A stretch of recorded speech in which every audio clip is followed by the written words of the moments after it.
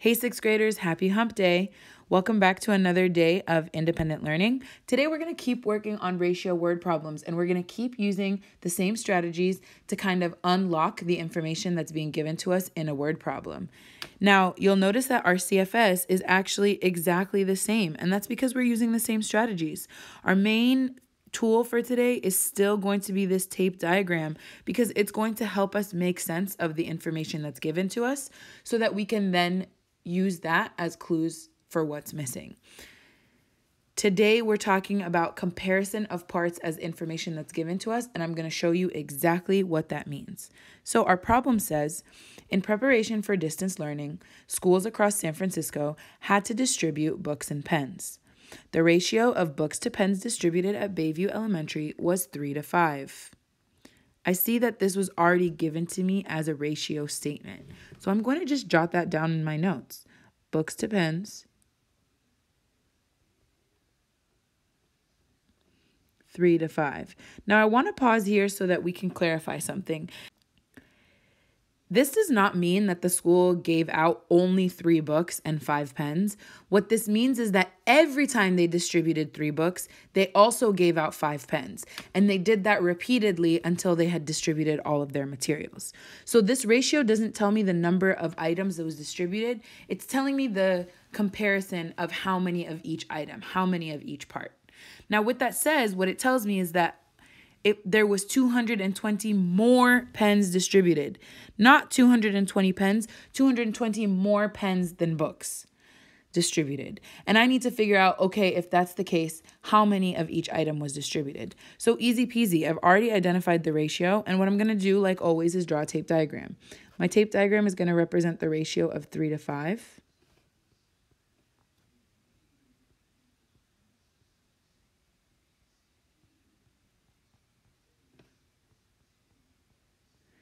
And once I have that drawn and labeled, what I know is I know the 220 more pens.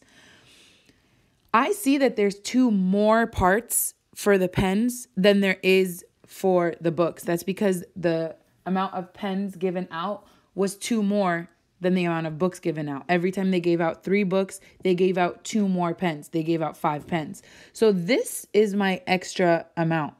This is my how many more pens were given in each time they distributed a set of materials. And it's telling me 220 more pens is equal to this extra amount. So what I could do the same way that I did yesterday, except instead of dividing by all of the boxes, I'm only dividing by the extra boxes because, again, it's giving me this comparison word here, more. 220 divided by 2 is equal to 110. Which means that my scale factor here, each of these boxes has a value of 110. Now that I know that that's the scale factor, all I have to do is solve for books and solve for pens. So I'm going to come up with a new ratio, but I also can see here 110 times 3 is equal to 330. So I know that I gave out 330 books, or the school, sorry, gave out 330 books. And then I see 110 times 5 is going to be 550. That's 550 pens given out. An equivalent ratio to 3-5 would be 330 to 550, but I am making sure that I'm answering the question. So if it's telling me how many of each item was distributed, I would say 330 books were distributed, and I would say 550 pens were distributed. I would only give this ratio if the question asked me for a ratio statement. Remember, the scale factor tells you how much you scaled up by, and the ratio is just telling you the relationship of the parts that were distributed, not the total amount of items. Go ahead and try this on your own, and please reach out if you have any questions. And don't forget, in this scenario, it's so easy to check your answer.